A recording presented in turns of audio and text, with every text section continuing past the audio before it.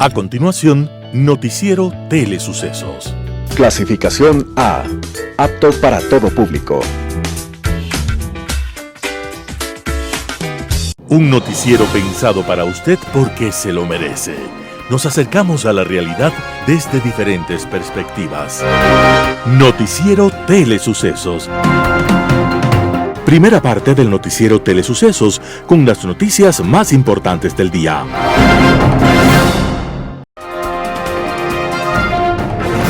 Un día como hoy. En una cárcel genovesa había un prisionero de mediana edad que contaba historias que parecían increíbles. Eran tan extraordinarios sus relatos que mucha gente acudía a la cárcel para escuchar aquellas aventuras que ninguna imaginación podía alcanzar. El prisionero se llamaba Marco Polo. Y lo llamaban Marco Millones, porque sus historias legendarias hablaban de riquezas infinitas y de reyes poderosos. Muchos años atrás, Marco Polo, su padre y su tío habían iniciado un viaje de negocios al oriente, a la tierra de los tártaros, como llamaban a los mongoles. Marco Polo, siendo apenas un joven, aprendió idiomas y costumbres y terminó convertido en el hombre de confianza del más poderoso gobernante del mundo, el emperador chino Kublai Khan. Tras 25 años, Marco Polo regresó a Venecia y a través de su palabra, Europa conoció del exotismo y del poder de las más lejanas culturas orientales. Marco Polo, sin embargo, no sabía leer ni escribir y le contó sus historias a un escritor profesional, también encarcelado. Se llamaba Rustichello y él llevó al libro todos los asombros de las lejanas tierras. El mundo leyó aquella obra con sorpresa y escepticismo. Cuando le preguntaron a Marco Polo, en su lecho de muerte, si lo que había contado era verdad, respondió: «No he contado ni la mitad de lo que mis ojos vieron». Esa frase la pronunció Marco Polo un día como hoy, 9 de enero de 1324, cuando estaba emprendiendo el más largo viaje hacia la nada y el misterio. Pero nos quedan sus historias y la primera mirada hacia un mundo que hoy, 7 siglos más tarde, sigue siendo exótico y lejano. Las principales noticias del día. Titulares. José Neira Hansen, nombrado secretario anticorrupción de la Presidencia de la República. Parqueaderos de las Chiris dejan de funcionar en horario nocturno. En el segmento de opinión, situación fiscal del año 2023, los editoriales serán de Santiago Basabe. Siempre es posible algo peor. La lección que nos deja la consulta popular de Noboa. Martín Pallares, un vacunado en Carondelet. César Ulloa, diagnóstico superficial. Noticias del día. José Neira Hansen, nombrado secretario anticorrupción de la Presidencia de la República. Mediante el decreto ejecutivo 109, el presidente de la República, Daniel Noboa, nombró a José Julio Neira Hansen como secretario de la Política Pública Anticorrupción. Él reemplaza a Ana Belén Cordero, quien renunció al cargo en noviembre del 2023. Después de 46 días de gestión, el primer mandatario Daniel Noboa Sin resolvió ratificar la existencia de esta secretaría, nombrando a su delegado este 8 de enero del 2024. De la trayectoria de Neira Hansen no existe mayor información pública. La secretaría fue creada el 3 de mayo del 2022 por el entonces presidente Guillermo Lasso, quien designó a Luis Fernando Verde Soto como su representante. El ofrecimiento tras la creación de la Secretaría fue que trabajaría en la prevención de la corrupción, en la evaluación de resultados de las políticas que la combaten y en promover la integridad en el ámbito de la función ejecutiva. En el decreto de creación se le asignaron al menos 18 atribuciones y funciones. Germán Roda Chávez, de la Comisión Ciudadana Anticorrupción, señala que la Secretaría Anticorrupción ha demostrado en el tiempo su incapacidad para trabajar en temas de combate a la corrupción. Eso pasa porque es una secretaría adjunta al poder de turno, añade. Para Rodas, los funcionarios que han pasado por esa dependencia nunca han demostrado la voluntad política de luchar contra la corrupción. Deben desaparecer este tipo de organismos, sentencia. Para él, lo que hay que hacer es apuntalar la Fiscalía, que es la que hace las investigaciones, y apoyar a los organismos como la Contraloría para el combate a la corrupción. Parqueaderos de las Chiris dejan de funcionar en horario nocturno. La denominada Zona Azul de la Carolina, que se ubica en el tramo del parter central de la Avenida de los Chiris entre Naciones Unidas y Eloy Alfaro en el norte de Quito, permanecerá inhabilitada hasta la tercera semana de enero, de 20 horas a 2 horas, confirmó el municipio. En un comunicado, la empresa pública metropolitana de movilidad y obras públicas señaló que la medida estará vigente hasta que el municipio de Quito defina la reestructuración y uso de dicho espacio público. El anuncio se realiza menos de una semana después de la colisión ocasionada por 2 carros de alta gama mientras realizaban unas carreras clandestinas o piques en este sector. El alcalde de Quito, Pavel Muñoz, planteó eliminar la tribuna de los Chiris tras lo ocurrido. Son 317 plazas que dejarán de operar en el horario nocturno, pero el municipio aclaró que el servicio de estacionamiento rotativo sí se ofrecerá en este mismo tramo durante las horas del día, de 6 de la mañana a 17 horas con 59. Otros parqueaderos disponibles: Carolina 4 en la Avenida de los Chiris y Avenida Portugal, Carolina 5 en la Avenida de los Chiris y Holanda, Carolina 6 en la Avenida de los Chiris y Pasaje Rumipamba, Carolina 7, Avenida de los Chiris y Bélgica, Carolina 8, Eloy Alfaro y Juan Severino. Entrevista del día. En Radio Sucesos estuvo Guillermo Avellán, gerente del Banco Central, para hablar sobre la venta de parte de la reserva de oro. Escuchemos qué es lo que dijo. Efectivamente, el Banco Central llevó a cabo un proceso exitoso de recomposición de sus reservas internacionales, que implica básicamente convertir 241.124 onzas Troy de oro monetario en 494 millones de dólares. Esto le permitirá al Ecuador tener reservas más líquidas, más estables y rentables, con el objetivo de poder garantizar 2 procesos que son muy importantes dentro del Banco Central, para los cuales sirven las reservas internacionales. La primera es garantizar el circulante a nivel nacional, y la segunda es poder canalizar los pagos solicitados por los depositantes del sistema financiero, como también de las entidades públicas, privadas y la economía popular y solidaria que mantienen sus recursos en el Banco Central. Este proceso se inició en febrero del 2023, cuando el Banco Central inició una asistencia técnica con el Banco Mundial. Posteriormente tuvimos otra asistencia técnica con el Banco Interamericano de Desarrollo en agosto del 2023, en donde ambas asistencias técnicas determinaron que Ecuador tiene una participación excesiva, excedentaria en su oro monetario respecto al total de las reservas internacionales. Solo para dar un contexto, Ecuador, dentro de diciembre del 2023, la participación del oro respecto del total de las reservas internacionales superó el 40%.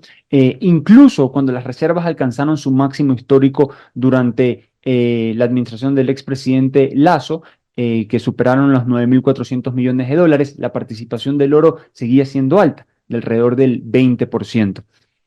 A nivel internacional, de acuerdo al Banco Mundial, la participación promedio de la reserva de oro en relación a las reservas totales a nivel global es de 8%, mientras que Ecuador ha llegado a tener una participación durante diciembre superior al 40%. Por ello, el Banco Central presentó a su directorio, la Junta Monetaria, una propuesta técnica que permita recomponer la participación de los activos que conforman las reservas internacionales. Lo primero y bien aclarado es que entonces este es un proceso de un año, no es que la semana pasada se nos ocurrió porque lo anunció alguien del gobierno, sino el ministro de Economía. Y porque claro, anuncian una semana y a la próxima ya se vende. ¿Qué eficiencia? Claro. No es así. Y es exactamente, le agradezco por la aclaración, porque lo que sucedió es que el Banco Central comunicó oportunamente a las autoridades, ¿verdad? Porque esto se concluyeron los estudios en el mes de octubre, noviembre, ¿verdad? Y se comunicó a inicio de diciembre acerca de esta operación por un tema de transparencia y también porque el único accionista del Banco Central es el Estado ecuatoriano, el gobierno nacional, el cual recibe utilidades cuando son auditados los estados financieros del Banco Central. ¿Quién compra el oro ecuatoriano o quiénes compran? Puede ser una pregunta bien ignorante, pero la hago porque prefiero pasar de ignorante a quedarme con la duda. Muchísimas gracias por la consulta, porque es importante también que la ciudadanía conozca que este es un oro que el Banco Central ha venido comprando en el transcurso de las últimas décadas. Lo importante es que se da una utilidad muy relevante dado el incremento de los precios del oro recientemente. Este oro está custodiado en el exterior a través de entidades monetarias de primer orden y a través de los mercados internacionales, principales bolsas de valores. Estas entidades monetarias pueden hacer la venta una vez solicitada por parte del propietario, que es el Banco Central. 494 millones de dólares es el resultado de esta venta. ¿Cómo se distribuye esa plata y para dónde va? ¿Qué parte va a la caja fiscal para cumplir con gasto corriente o con compromisos? Es muy importante poder diferenciar dos procesos. Uno que está relacionado con la utilidad y el otro que es la conversión de estas 241.124 onzas en 494 millones. El Banco Central todos los días actualiza su nivel de reservas internacionales de acuerdo al precio internacional de la onza Troy de oro según el mercado de Londres. Entonces, dependiendo de eso, varía la reserva internacional. Ahora, dentro del patrimonio del banco se registra un precio que se llama base, que es un precio histórico, precio promedio ponderado al cual se compró todo ese oro, y evidentemente ese precio está muy por debajo del precio internacional, dado que se han presentado incrementos muy importantes de la onza Troy a nivel internacional. Para que el Banco Central pueda realizar una ganancia, debe haber una transacción de este oro. Producto de esta transacción, el Banco Central registra una utilidad de 292,9 millones de dólares, de los cuales el 70%, una vez auditados los estados financieros del Banco Central, irá al Ministerio de Economía y Finanzas, conforme lo establece el Código Monetario y Financiero, y el 30% permitirá aumentar el patrimonio del Banco Central. Jean-Paul Pinto estuvo en Radio Sucesos. Él es experto en seguridad y defensa para hablar sobre Ecuador frente a los altos niveles de inseguridad. Veamos la nota. Nadie sabe cuándo se fue Fito. Se habrá ido hace 1 o 2 semanas. ¿Y eso qué implica? Que ellos tienen el control absoluto, pueden hacer lo que quieran en cualquier momento, dice el secretario de Comunicación, que lo entrevisté ahora hace poco en Teleamazonas, que la fuga se produjo horas antes de que se conozca. Es decir, habría sido el fin de semana, según el gobierno.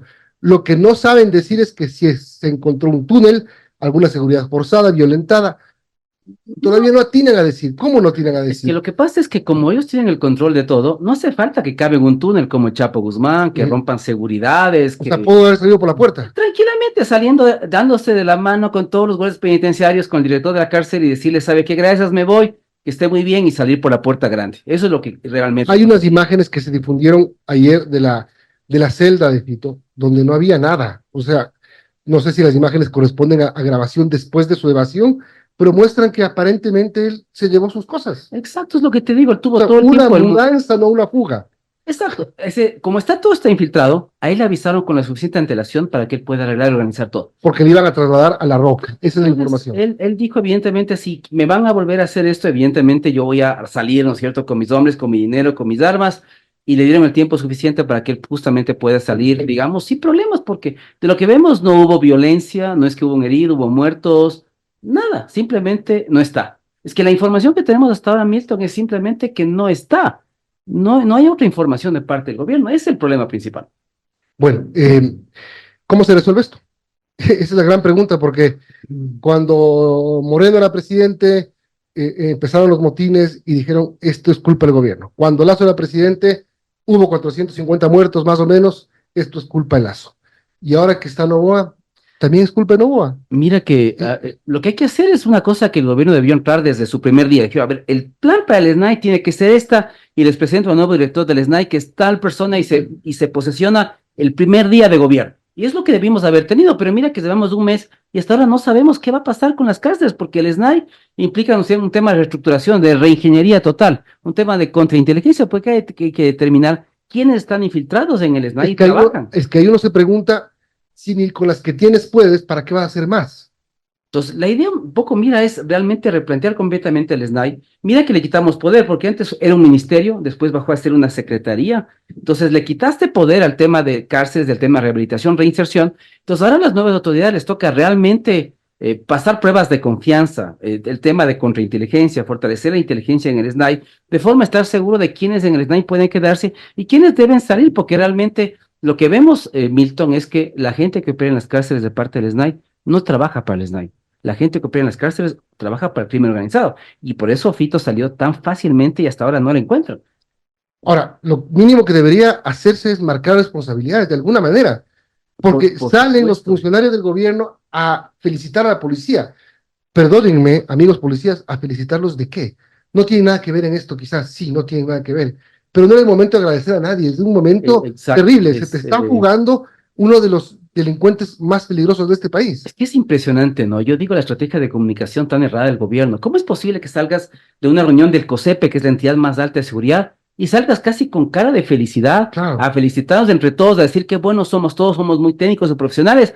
Oye, pero hasta que te reúnes, y ahora creo que era medianoche, hasta ese rato todavía no sabías qué había pasado con Fito. O sea, nadie lo sabía. Me recordaron tanto al ex fiscal general Galo Chiriboga, más o Yo menos sí como, yo sí sé qué pasó con Fito, es que sabemos que no está. Terrible, es que es Más lo o que menos te así. digo, ¿no? Es una tragedia, porque imagínate que ya llevamos horas de esto y nadie sabe exactamente lo que pasó ahí, cómo se fugó, quién le ayudó, quiénes son cómplices, dónde está, o sea, realmente es una tragedia, ¿no? Y además salen a decirnos, ¿saben qué? Nos reunimos, hicimos cosas importantes, pero no les podemos decir nada.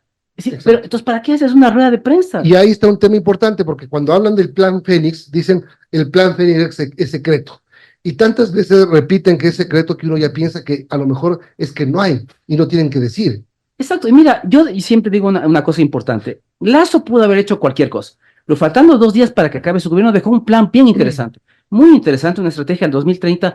Hay 50 páginas de estrategias que si este gobierno no tiene el plan, debería tomar de ahí varias acciones y política pública que hay en ese plan y decir, le cambian de letra, de colores y le sacan bonito y dicen, aquí está mi plan, y listo, porque ese plan no debería ser descartado, pero como tú dices bien, Milton, ya llevamos más de un mes. Y realmente nadie sabe qué es el plan Fénix, nadie sabe qué tiene, qué elementos tiene, etcétera. Porque mira que lo único que tenemos es un video muy bonito, de alta tecnología, ¿no es cierto? Que es muy interesante y seguramente muy útil para el país, De campaña, de campaña, ¿no? video de campaña. Hasta ahí. Y mira que, pero no estamos seguros si la policía en los lugares más peligrosos tiene el equipamiento necesario, chalecos, armamento, ¿no es cierto? Cascos. ¿Cómo vas a pensar en alta tecnología si hasta ahora no ha resuelto los problemas de la policía en el tema de chalecos, por ejemplo? En Impacto Informativo, César Ricaurte, director de Fundamedios, habló sobre la ética periodística. Escuchemos qué es lo que dijo. Mira, realmente las cifras son alarmantes. El año pasado cerramos con 265 agresiones contra la prensa. En medio de un año electoral, ¿no es cierto? Que como tú dices, bien lo recordabas, estuvieron esos procesos electorales marcados por la violencia. Que incluso desembocó en el asesinato del periodista Fernando Villavicencio, que había optado por candidatizarse a la presidencia de la República, ¿no es cierto? Pero el año transcurrió en medio de las crecientes amenazas del crimen organizado. Recuerda que el año pasado tuvimos que reubicar, ¿no es cierto?, dentro y fuera del país a 9 periodistas, y cuando digo tuvimos, me refiero en general a la sociedad civil y a los medios de comunicación, ¿no es cierto?, porque estos periodistas tenían serias amenazas en contra de su vida y de su integridad, ¿no? Hay zonas del país donde es muy complicado ejercer el periodismo actualmente. Yo te diría que hay zonas de la provincia de Esmeraldas, del norte de Manabí, zonas de la región amazónica, ¿no es cierto?, donde en las amenazas contra el periodista, contra los periodistas independientes, contra el periodismo, es frecuente, y realmente los periodistas se juegan la vida al intentar ya no investigar, sino simplemente llevar información diaria, ¿no? Entonces, la situación realmente es muy compleja y lo que tú señalas, este intercambio de chats, de conversaciones entre dos, actualmente Leandro Norero, o jefe de un capo del crimen organizado, y quien la Fiscalía ha señalado como jefe de una estructura criminal, Javier Jordán, ¿no es cierto? Se ve claramente cómo planificaban, ¿no es cierto?, atentar contra la vida de algunos periodistas.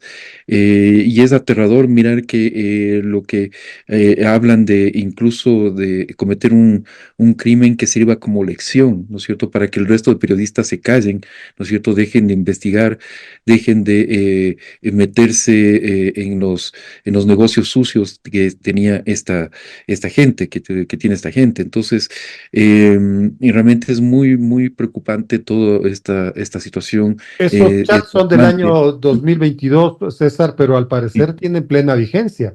Si bien sí, se presume que Leandro Norero está muerto, ahora Cristian Zurita ha planteado el tema de que, bueno, pues hagan la exhumación, ujú, recojan el ADN del cadáver, pero mientras tanto existe esa hipótesis. Pero el otro, el señor Jordán, está en los Estados Unidos, ¿no? Y él se jacta de haber demandado a unos 8 o 10 medios. Y en ujú. los chats, aparentemente, él tiene un cruce de recomendaciones, entre comillas, al señor Norero para que sean eliminados estas personas que estaban trabajando, pues cuya opinión no le gustaba, pues, de estos dos personajes. Claro, así es, exactamente, es como tú lo describes, Edgar. Eso es lo que revela estos chats, que además lo que recordemos que estos chats en el marco de esta gigantesca operación abierta por Fiscalía, ¿no es cierto?, que nos revela la penetración del crimen organizado en el Estado, ¿no es cierto?, en instituciones estatales, en la justicia, en la policía, en la misma Fiscalía, ¿no es cierto? Nos revela también los nexos políticos, ¿no es cierto? Esa es otra cosa que realmente no podemos perder de vista. Justamente el señor Jordán, ¿no es cierto?, se vanagloria, se jacta, como tú dices, se siente absolutamente impune, ¿no es cierto?, por sus conexiones políticas, ¿no es cierto? Él lo dice claramente, incluso llega a decir que ya mismo regresan al poder, ¿no? Y cuando regresen al poder, pues van a volver a hacer jugosos negocios con ese gobierno, ¿no es cierto?, con ese grupo político. Y también nos revela, por supuesto, la penetración del crimen organizado en la sociedad ecuatoriana, ¿no es cierto? En el ejercicio, por ejemplo, aparecen muchos abogados, aparecen pseudoempresarios o pseudoempresarios, ¿no es cierto? Aparece incluso algún periodista por ahí intercambiando chats con este jefe mafioso, Leandro Norero, ¿no es cierto?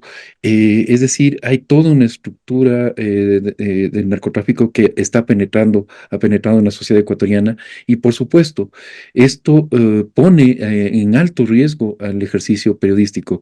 Recordemos, Edgar, que la experiencia que hemos visto en otros países que han sido, asimismo, han sufrido la penetración del crimen organizado. Hablamos de Colombia, Colombia en los años 80 y 90, México 90 y a partir del nuevo siglo, ¿no es cierto? Hemos visto claramente cómo los periodistas se convierten en blancos del narcotráfico, del crimen organizado. No es que sea un daño colateral, no es que sea producto, uy, qué pena, pero todo el país está sufriendo las consecuencias de la violencia. No, en el caso de los periodistas son un blanco. Son el momento que un periodista comienza a investigar, comienza a revelar cosas, así sea cosas como la famosa fotografía de la piscina, ¿no? Claro. Cosas de ese tamaño, pues ya enseguida se convierten en blancos del crimen organizado, y eso es lo que está sucediendo, lo que estamos viendo en nuestro país. Un panorama de noticias para su estatura intelectual.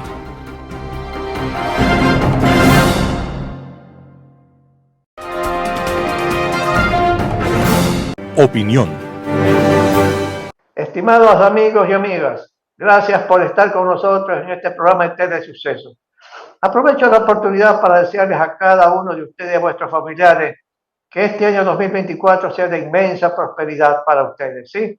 Ahora permítanme hacer un comentario sobre el presupuesto general del Estado, cómo terminó el año 2023. Este documento es un documento financiero, es un documento político, económico, de lo que intenta hacer el gobierno. Y a propósito, el gobierno está preparando el presupuesto general del Estado para el año 2024 a los efectos de enviarlo a la Asamblea Nacional para su discusión y su aprobación. Pero ¿cómo terminó fiscalmente el 2023? En una situación sumamente difícil, compleja, por el monto enorme de las necesidades de financiamiento, compuesta primero por el déficit fiscal. ¿A cuánto llegó el déficit fiscal? Unos 6.000 millones aproximadamente. Hay que ver más o menos en este mes de enero y en febrero a unas cifras menos preliminares. Pero es una cantidad importante, que es el 5% aproximadamente del Producto Interno Bruto. Pero aparte de eso, el gobierno tuvo que pagar como 4.000 millones de dólares en números redondos. ¿Por qué? Para el servicio de la deuda. No en intereses, sino pago del capital de deuda pública interna y externa. Pero aparte de eso, tuvo que buscar financiamiento a los efectos de pagar y de asignar los recursos que por ley está obligado para pagarle a los GAT, municipios, consejos provinciales, etcétera, y también sencillamente a los proveedores, y una deuda importante, una asignación importante, el Seguro Social Ecuatoriano y el Seguro de las Fuerzas Armadas Ecuatorianas. Y en esto del Seguro Social Ecuatoriano hay varios seguros que administra el seguro, pero fundamentalmente usted tiene el seguro de salud, que las deudas son de 4.000 y pico millones de dólares. Pero aparte de eso, usted tiene el sistema de pensiones que se le debe al seguro social octubre, noviembre y diciembre. Y el seguro se ha visto obligado a hacer desinversiones de sus fondos de liquidez para cumplir exactamente, religiosamente y mes a mes a todos los jubilados que dependen de este seguro administrado por el Seguro Social Ecuatoriano.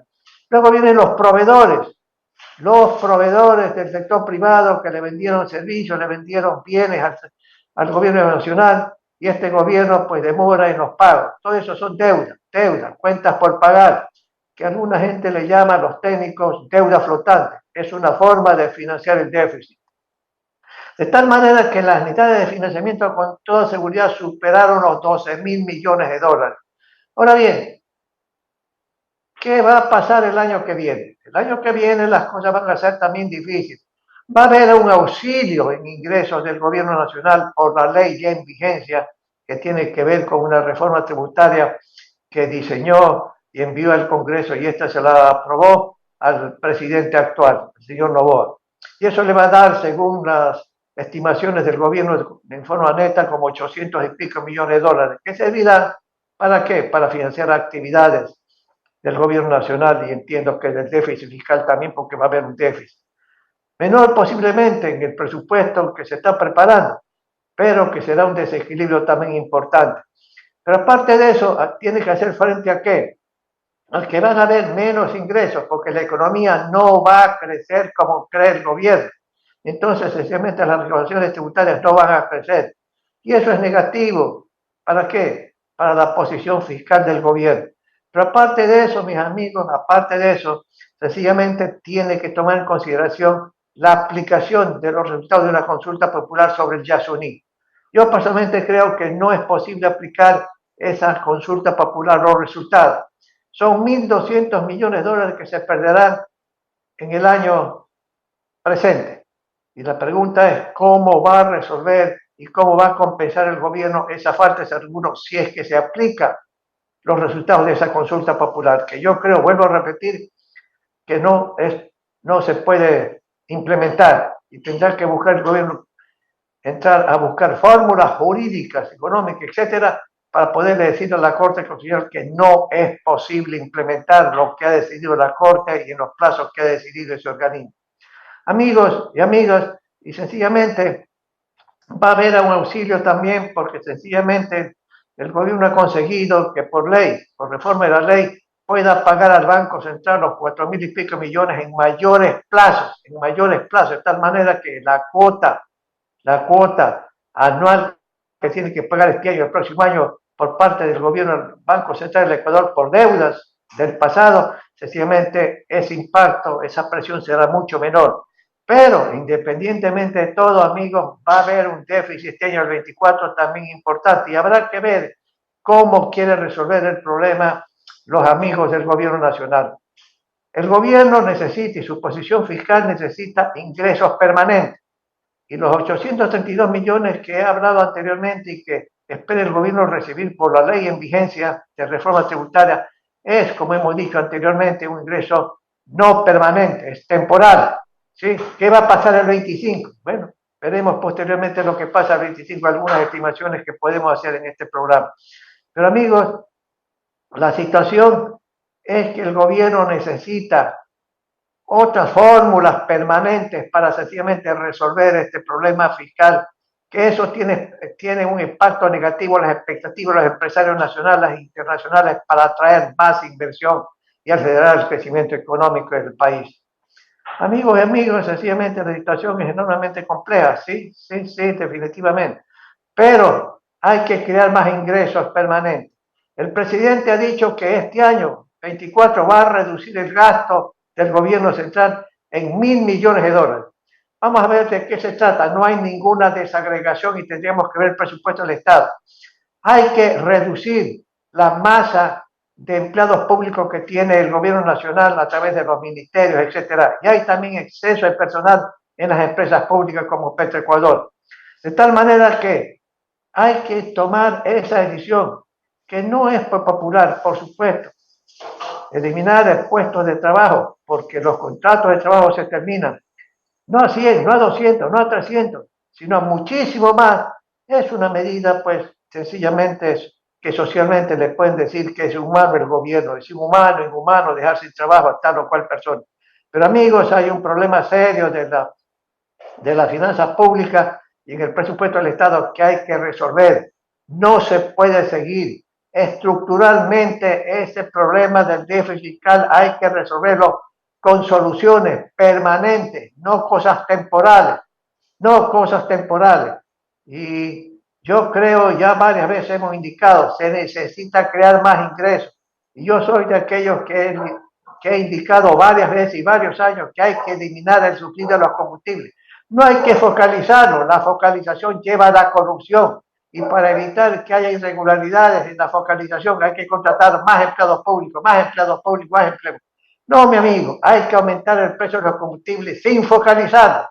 Si es que ese es un problema para la gente pobre por el precio del gas, bueno, entonces yo aumento sencillamente el bono de desarrollo para la gente pobre. Amigos y amigos, se necesita ingresos permanentes y reducir gastos permanentes. Es la forma de resolver el problema del déficit fiscal para este año y el año 25. Gracias amigos por estar con nosotros. Volveremos la próxima semana. Editorial. Siempre es posible algo peor. La lección que nos deja la consulta popular de Noboa. Santiago Basabe, primicias. Mal acostumbrados a no aprender de las experiencias previas, los ecuatorianos tenemos una misteriosa predilección por calificar a todo de lo peor. El peor presidente, la peor Corte Nacional, el peor alcalde, la peor Asamblea Nacional. Siempre asumimos que lo que nos ocurre hoy, de lejos, es lo más repulsivo que hemos visto. Nada es comparable con el presente y eso nos permite crearnos la falsa esperanza de que lo que vendrá mañana seguro será algo mejor. No obstante, la realidad nos da bofetadas a diestra y siniestra con gobiernos, jueces, asambleístas y demás autoridades que son aún de más baja ralea que las anteriores. Pero ahí seguimos, sin darnos espacio a asumir que lo que cambia en el país son nombres y no estructuras, y de esa forma, con toda seguridad, lo que ahora calificamos enconadamente como lo peor, a la vuelta de la esquina lo terminamos añorando como una joya de las decisiones políticas o económicas. La consulta popular propuesta por el gobierno sintoniza con lo dicho. 11 preguntas que van desde las que en buena medida están ya legisladas o en proceso, pasando por otras cuyas dudas respecto a su constitucionalidad o eficacia han sido advertidas por los entendidos, y terminando con la pregunta de la distracción social, que es la relativa a los casinos. Ahora, con este puñado de retazos que forman parte de la consulta popular de Noboa, volteamos la mirada a las preguntas de Lasso o de Moreno y allí decidimos. Siempre es posible algo peor. Sí, en efecto, siempre es posible algo peor. Sin embargo, hay particularidades en la consulta popular de Marras que deben ser apuntadas, pues si la pensaron con un poco de sagacidad, en realidad aquí hay un insumo político de magnitudes. En primer lugar, la mayoría de las preguntas difícilmente pueden ser atacadas en el sentido de defender el no. Aunque ciertos sectores de la opinión pública presentan sus reparos, en general la percepción del ciudadano de a pie es que todo lo que se propone en el tema de seguridad, por ejemplo, es útil, mejor, indispensable. Hasta allí la gran diferencia entre varias consultas populares previas y la de Noboa, que ahora el triunfo del sí es una posibilidad cierta. Desde luego, si se consulta a la ciudadanía si está de acuerdo que el caballo blanco de Bolívar era blanco, la respuesta afirmativa es medianamente esperable.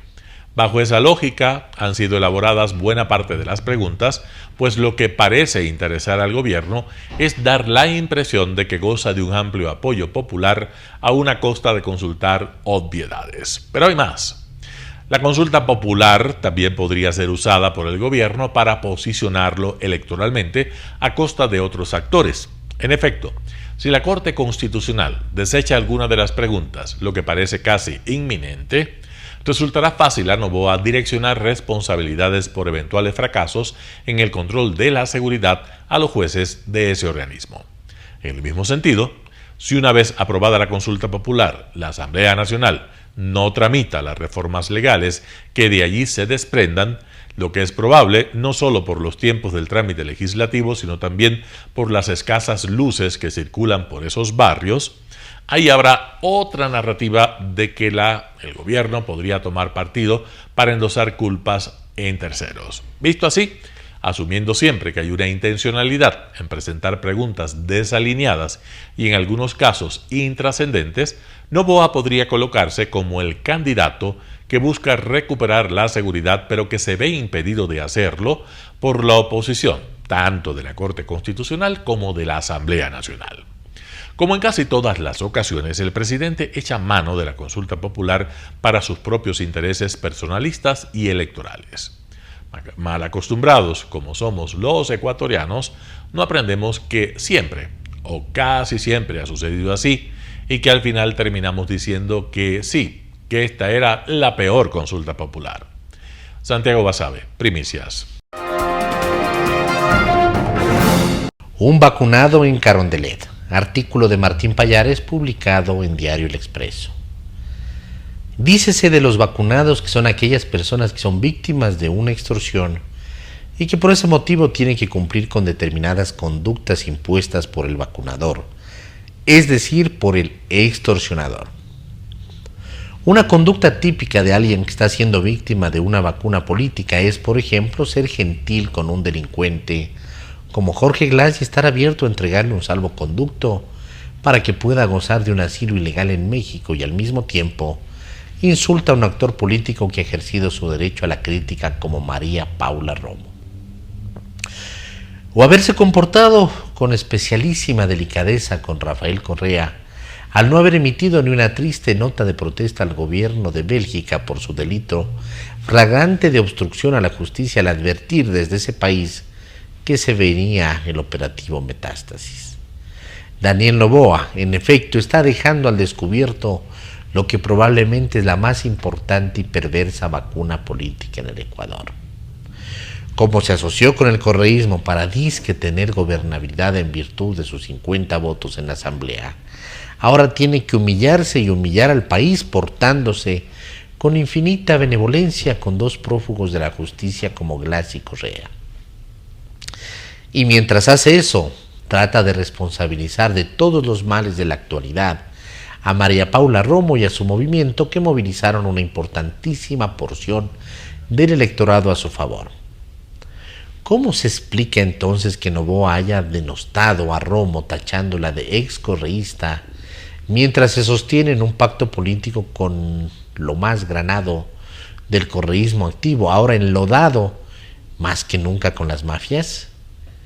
¿Cómo entender que el gran apóstol de las treguas políticas, el que dijo que había que pasar la página del pasado, el que habló pestes de los contras y santificó a los pro, Ahora insulta a quienes critican su consulta descafeinada y mediocre, mientras hace infinito cuidado por no perturbar o incomodar a políticos vinculados hasta las orejas con el narcotráfico. Tanto cuidado en no indisponerlos que mientras atacó a Romo por sus observaciones, no dijo "esta boca es mía" ante unas críticas bastante ácidas y groseras hechas por Rafael Correa en una de sus radios. La única explicación, por supuesto, se llama vacuna. Una vacuna que consiste en nos cuidas y no nos haces daño y nosotros te damos los votos para tus leyes. Y si de paso puedes atacar a mis enemigos, mejor. Artículo de Martín Pallares publicado en Diario El Expreso. Diagnóstico superficial. César Ulloa, La Hora. Si el combate a la inseguridad, le hace crimen internacional organizado y delincuencia común, no surte efecto, seguramente se explica por diversas causas. La principal gira alrededor de un diagnóstico inacabado, plagado de lugares comunes, además de que los datos utilizados son inadecuados. En primer lugar, se confunde causa y efecto. Un buen porcentaje de analistas repite lo mismo: el número de muertes por cada 100.000 habitantes y su ascenso en los últimos 2 años. Hasta ahí llega la narrativa en la fría descripción de una cifra que impide matizar, ampliar el contexto y sus orígenes. Cada provincia del país tiene una dinámica propia y no puede entrar en el mismo costal. Esto significa que los delitos que se producen, su frecuencia y el impacto que tienen en la sociedad no es igual en Quito, en Loja, Azogues, Guayaquil, Cuenca o Durán. Por tanto, la inseguridad, fusión de delincuencia y violencia, no puede ser combatida con la misma fórmula en realidades diferentes. Sin duda, puede ser referencial la experiencia de otros países, pero no determinante para resolver nuestros problemas, debido a que los marcos legales, las condiciones socioeconómicas, las políticas de seguridad, el presupuesto, el papel de la política y el involucramiento de la ciudadanía en cada sociedad es diferente. Debemos comprender cómo opera el delito a la ecuatoriana en un contexto de globalización de las mafias y sus maneras de ganar terrenos locales. Otra pista para leer adecuadamente el fenómeno de la inseguridad es entender qué, quiénes, cómo y para qué opera el crimen organizado internacional y a su vez, cómo instrumentaliza la delincuencia común y local con sus propias características en cada provincia. Por tanto, hay un conjunto de interconexiones e intersecciones que están invisibles al ojo del ciudadano común y del mismo Estado. Entonces la tarea es más de inteligencia antes que de intuición y de escucha de los lugares comunes. Una pista más estaría en el análisis prolijo de la economía de la calle, en donde circula el dinero sin cortapisas y se dinamiza la compra y venta de productos y servicios. Continuará. César Ulloa, La Hora. Noticias internacionales. California es el primer estado de Estados Unidos en ofrecer cobertura médica a inmigrantes indocumentados. Mayela Canales, de 47 años, no perdió tiempo. Desempleada hace meses, acudió a la clínica St. John's en el sur de Los Ángeles para inscribirse al Seguro Médico Estatal de California, el primero en el país que cubre a toda persona de bajos ingresos sin importar su estatus legal. Las enfermedades están ahí, no uno las busca, no es que las busquemos, pero es de gran ayuda tener cobertura médica. Mayela recibió una aprobación inmediata. Siente alivio porque antes, cuando tuvo que hacerse exámenes de rutina sin seguro, le dolió la factura. De $4,368. Debido a los altos costos, muchos inmigrantes indocumentados a menudo evitan la atención médica hasta que una dolencia se convierte en una emergencia. California ya ofrecía cobertura a indocumentados menores de 26, ampliándola a mayores de 50 en el 2022, pero a partir del 1 de enero se expandió para todos. Se estima que más de 700.000 inmigrantes indocumentados de 26 a 49 años podrán inscribirse para Medical, la cobertura de salud gratuita o de bajo costo que el Estado ofrece a residentes de California de bajos ingresos.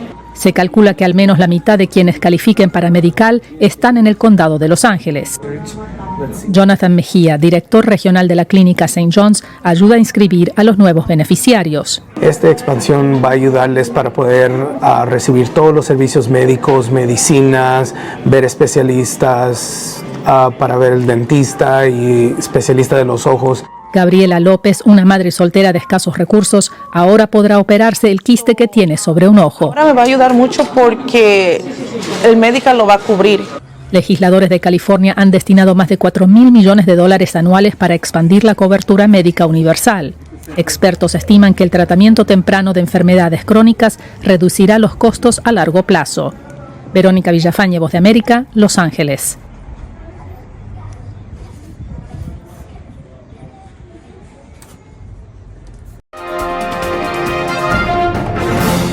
La NASA lanza el primer cohete comercial con destino a la Luna. La NASA lanzó este lunes por la mañana el primer cohete con robótica comercial a la superficie de la Luna. Es el primer lanzamiento estadounidense a la Luna en medio siglo desde los Apolo. El Vulcan lleva el módulo de alunizaje Peregrine de la empresa Astrobotic. De 140 kilos y apenas 2 metros de altura, bajará desde la órbita a la cara oculta de la Luna. Lleva instrumentos de análisis del suelo y material para 5 experimentos para abaratar el coste del envío de mercancía a la superficie lunar.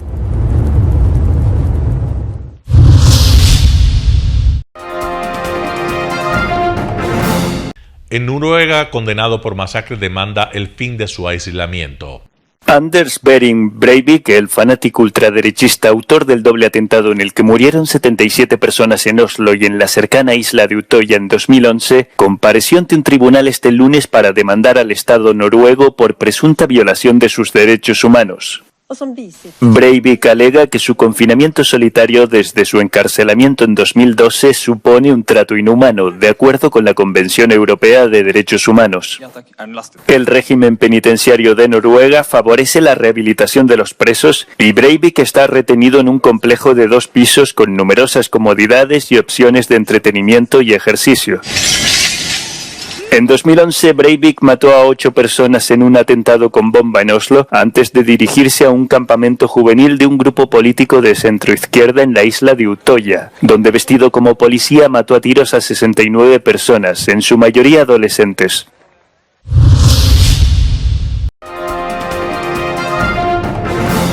En Ucrania, varios muertos por ataques de misiles rusos en la mañana de este lunes. Rusia ha lanzado a primera hora de este lunes intensos ataques aéreos a gran escala contra Ucrania. Al menos 3 personas murieron y 30 resultaron heridas en distintas zonas del este ucraniano. En la ciudad de Kharkov y su región circundante fue donde cayeron más misiles. Las regiones de Dnipro, Zaporilla y Jersón también fueron blanco, además de ataques con misiles de fuego de artillería. Hubo varios ataques en las partes central y occidental del país. Los últimos impactos se producen tras un fin de semana de ataques mortales que Rusia ha incrementado. Al menos 11 personas murieron, entre ellas 5 niños, y otras 10 resultaron heridas en el bombardeo de la ciudad de Pokrovsk, en la parte de la región de Donetsk controlada por Ucrania.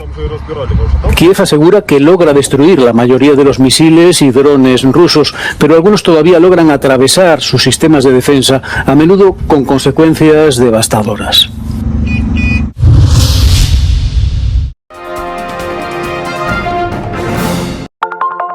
Telesucesos, Canal 29 UHF de la ciudad de Quito. Un canal de televisión abierta, siempre inédito, para una audiencia especial. Somos cultura, educación, salud, opinión calificada, normas de vida. Y todas las tardes, de lunes a viernes, desde nuestros estudios en Arena Telesucesos, escenario propio destinado a promover el deporte. En tiempo real, usted y su familia, en su televisor, desde la comodidad de su hogar, disfrutarán de los partidos, eventos, campeonatos que realizamos diariamente de ecuavóley, básquet, box, lucha libre, cachascán, gimnasia, artes marciales, tenis de mesa, fútbol sala, transmisiones en vivo de los principales partidos de fútbol barrial y colegial. En fin, somos un canal inédito, inéditos en el deporte. transmisiones de acción y conocimiento en el deporte. Espacio diario conducido por el arquitecto David López todas las tardes, de lunes a viernes, de 4 a 5 de la tarde. Siempre inéditos y distintos, siempre jóvenes. Personajes jóvenes de generaciones nuevas.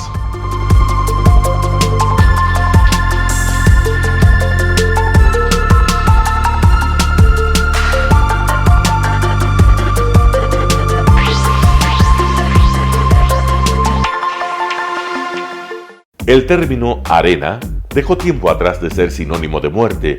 Hoy es un espacio de vida, de desarrollo de una de las actividades básicas del comportamiento humano, el deporte, que quizá, como ninguna, moviliza sentimientos y emociones, elimina como principio la violencia, intereses personales, trampas, desunión e intrigas.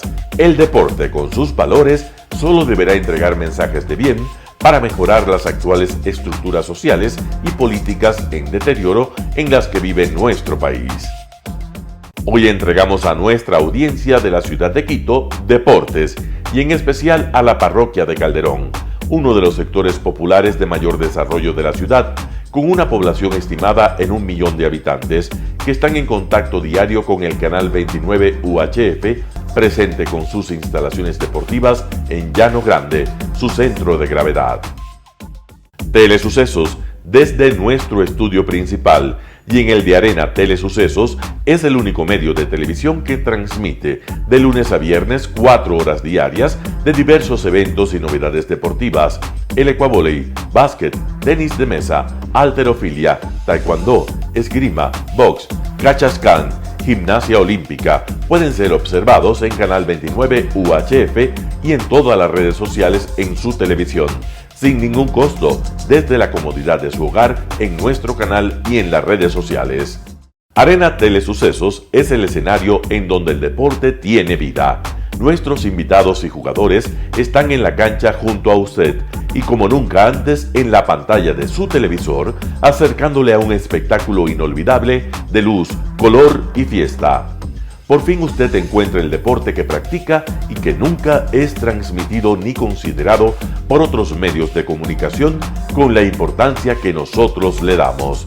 El ecuavóley es el gran protagonista en una cancha con todos los estándares y comodidad para su práctica. Es el único deporte ecuatoriano con partida de nacimiento ecuatoriana. Somos inéditos, nos acercamos al deporte popular de nuestra gente que comparte nuestros esfuerzos. En Arena Telesucesos, aparte del atractivo de los eventos deportivos que transmitimos con nuestra señal a los televisores de su hogar, también entregamos muchos de los valores que encierra el deporte y en especial privilegiamos nuestra identidad nacional en el ecuavóley, jerarquizando su presencia como el deporte con partida de nacimiento en nuestro país. Telesucesos no solo entrega en su programación de deportes un espectáculo, sino que impulsa, privilegia y exige a quienes participan que sean parte de los valores y méritos que el deporte encierra: esfuerzo, superación, perseverancia, respeto, solidaridad, compañerismo, disciplina, puntualidad, sana competencia, honradez en la cancha y fuera de ella. La práctica deportiva siempre generará beneficios positivos para su cuerpo y entregará salud estable, pero refuerza además la identidad personal y premia siempre el éxito conseguido. Estamos entregando a nuestra ciudad con Arena Telesucesos un esfuerzo más de un medio que es fiel a su identidad y que a través de sus contenidos de salud, cultura, opinión calificada y ahora deportes, pretende difundir lo que, aparte del entretenimiento, requiere nuestra gente. Lo hasta ahora realizado está hecho con mucho esfuerzo, pasión y el entusiasmo de nuestra parte, de nuestros empleados, trabajadores y pequeños empresarios que creen en nuestras motivaciones. Hemos dado los primeros pasos para este proyecto que seguiremos haciéndolo gracias a ustedes. Telesucesos, el canal de televisión siempre inédito. El noticiero Telesucesos es retransmitido de lunes a viernes a las 7 horas por Radio Planeta Sur 106.1 FM de la ciudad de Loja. Noticiero Telesucesos.